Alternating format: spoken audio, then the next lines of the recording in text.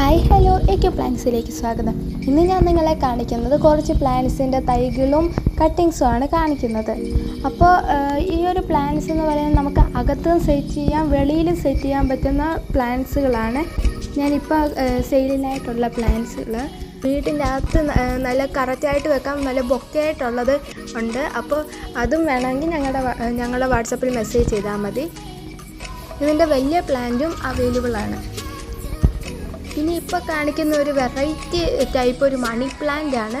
ആ ഒരു മണി പ്ലാന്റിന് കട്ടിങ്സ് 20 രൂപയ്ക്കാണ് കൊടുക്കുന്നത്. അപ്പോൾ ഇതിൻ്റെ ഈ ഒരു ഫുൾ പോട്ട് വേണമെങ്കിൽ 80 രൂപയാണ് അതിൻ്റെ റേറ്റ്.